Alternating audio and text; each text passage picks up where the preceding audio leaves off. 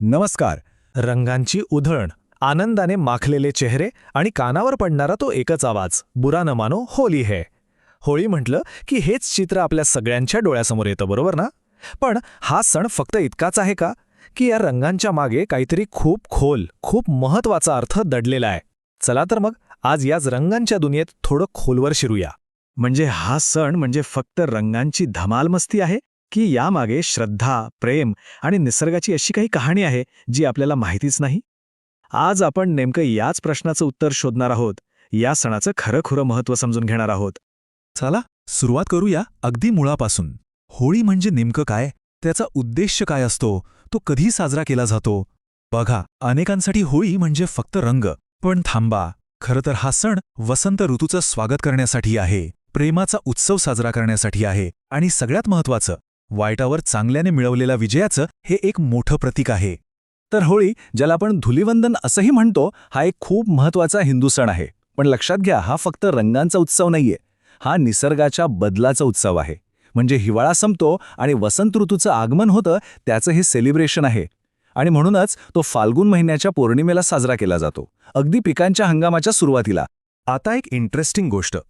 हा सण खरं तर एका दिवसाचा नाहीच आहे. ही आहे 2 दिवसांची कहाणी. होय, 2 दिवस आणि प्रत्येक दिवसाचं स्वतःचं असं वेगळं नाव आहे, वेगळे विधी आहेत आणि खास अर्थसुद्धा आहे. तर बघा, पहिला दिवस असतो होलिका दहनाचा. या दिवशी पवित्र अग्नी पेटवला जातो, जे वाईट शक्तींच्या नाशाचं प्रतीक आहे. आणि मग येतो दुसरा दिवस, आपला सगळ्यांचा आवडता धुलिवंदन, म्हणजेच रंगांचा दिवस, जो आनंद, प्रेम आणि नव्या सुरुवातीचा उत्सव आहे. म्हणजे विचार करा, एक दिवस गांभीर्याचा आणि दुसरा दिवस एकदम जल्लोषाचा. किती सुंदर आहे ना हे संतुलन? आणि हे बघा, या तक्त्यातून आपल्याला या सणाची रचना किती विचारपूर्वक केली आहे हे स्पष्ट दिसतं. पहिल्या दिवशी काय होतं? होलिका दहन, म्हणजे वाईटावर चांगल्याचा विजय, नकारात्मकतेचा अंत. आणि मगच दुसऱ्या दिवशी त्या विजयाचा आनंद साजरा करण्यासाठी आपण रंगांनी खेळतो. जणू काही एक संदेशच आहे की आधी मनातलं, आजूबाजूचं वाईट जळून जाऊ द्या, मगच आयुष्यात आनंदाचे खरे रंग भरता येतात. ओके, तर मग आता पुढचा प्रश्न, अग्नीची कहाणी. रंगांचा सण आणि सुरुवात होते चक्क अग्नीने, असं का? यामागे एक खूपच प्रसिद्ध पौराणिक कथा आहे आणि ती कथाच आपल्याला होलिका दहनाचं खरं महत्त्व समजावून सांगते. तर गोष्ट आहे एका अहंकारी राजाची, हिरण्यकश्यप. त्याला वाटायचं मीच देव आहे, माझीच पूजा झाली पाहिजे. पण त्याचाच मुलगा प्रल्हाद हा होता भगवान विष्णूंचा परम भक्त. आणि हे राजाला अजिबात म्हणजे अजिबातच मान्य नव्हतं. मग त्याने काय केलं? आपली बहीण होलिका, जिला एक वरदान होतं की ती आगीत जळणार नाही, तिच्या मांडीवर प्रल्हादला बसवून जाळण्याचा कट रचला. पण इथेच तर खरी गंमत आहे. झालं मात्र उलटंच. देवावर श्रद्धा असलेला प्रल्हाद वाचला आणि वरदान मिळालेली होलिका त्या आगीत जळून भस्म झाली. तर मग या कथेतून आपल्याला काय शिकायला मिळतं? यातला सगळ्यात महत्त्वाचा मुद्दा हा आहे की श्रद्धा आणि सत्य यांची शक्ती कोणत्याही वाईट शक्तीपेक्षा नेहमीच मोठी असते. आणि म्हणूनच होलिका दहन म्हणजे फक्त लाकडं जाळण्याची प्रथा नाहीये, तर तो याच सत्याच्या विजयाचं एक खूप शक्तिशाली प्रतीक आहे. बरं, अग्नीची गोष्ट तर कळली. पण आता येऊया सणाच्या सगळ्यात प्रसिद्ध आणि आपल्या सगळ्यांच्या आवडत्या भागाकडे, रंगांची कहाणी. होळीत हे रंग आले कुठून? रंगांनी खेळण्याची ही सुरुवात झाली कशी? यामागेही एक तितकीच सुंदर आणि प्रेमळ कथा आहे. ही कथा आहे लाडक्या भगवान कृष्णाची. असं म्हणतात की लहानपणी कृष्ण आपल्या सावळेपणामुळे थोडे चिंतेत असायचे, कारण त्यांची प्रिय राधा गोरी होती. तेव्हा त्यांच्या आईने यशोदेने त्यांना गमतीने एक आयडिया दिली. त्या म्हणाल्या, अरे, तूच राधाच्या चेहऱ्याला रंग लाव ना, म्हणजे तुम्ही दोघेही एकसारखे दिसाल. आणि मग काय, कृष्णाने तसंच केलं. आणि तिथूनच राधा, कृष्ण आणि त्यांच्या सवंगड्यांमध्ये रंगांचा एक असा सुंदर खेळ सुरू झाला, जो आज आपण सर्व धुलिवंदन म्हणून साजरा करतो.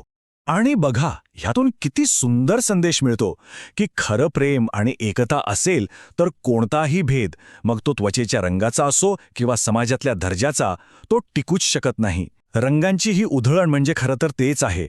सगळे भेद, सगळे अडथळे विसरून एकत्र येणं आणि फक्त निखळ आनंद साजरा करणं. आता थोडं दंतकथांच्या पलीकडे जाऊया, कारण होळी फक्त या कथांपुरती मर्यादित नाहीये. या सणाचं एक खूप मोठं सामाजिक आणि सांस्कृतिक महत्त्व आहे, जे आजही आपल्या समाजाला एकत्र बांधून ठेवण्याचं खूप मोठं काम करतं. तुम्हाला माहितीये का, आपण जे रंग वापरतो ते असेच सहज निवडलेले नसतात. प्रत्येक रंगाचा एक खास अर्थ आहे. जसं की लाल रंग आहे प्रेम आणि ऊर्जेचा, निळा रंग कृष्णाचा रंग, तो आहे जीवनाच्या आनंदाचं प्रतीक, पिवळा रंग म्हणजे वसंत, एक नवी सुरुवात, आणि हिरवा म्हणजे निसर्ग आणि समृद्धी. म्हणजे बघा, आपण नकळतपणे किती वेगवेगळ्या भावना या रंगांमधून व्यक्त करत असतो.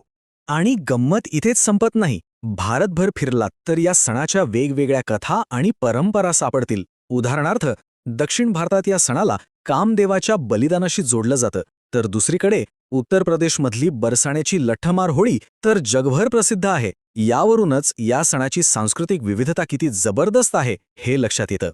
पण या सगळ्या परंपरा आणि कथांच्या मुळाशी एकच गोष्ट आहे, आणि तो म्हणजे होळीचा सामाजिक संदेश. हा सण समाजाला जोडतो.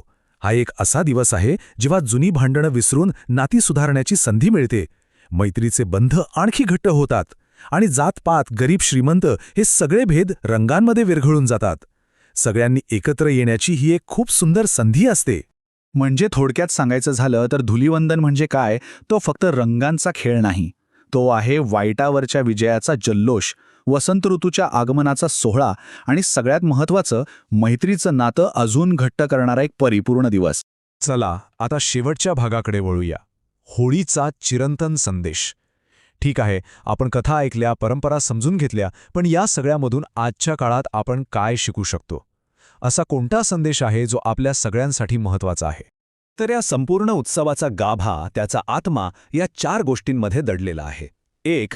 वाईटावर चांगल्याचा विजय निश्चित असतो. 2. प्रेम, क्षमा आणि मैत्रीमध्ये प्रचंड ताकद असते. 3. एकत्र येण्यात, सामुदायिक आनंदात खरी मजा आहे.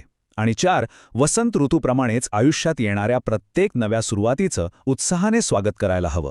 आणि जाता जाता एक विचार सोडून जातो. या सणाचा खरा संदेश आहे जुन्या गोष्टी विसरून नव्याने सुरुवात करणं.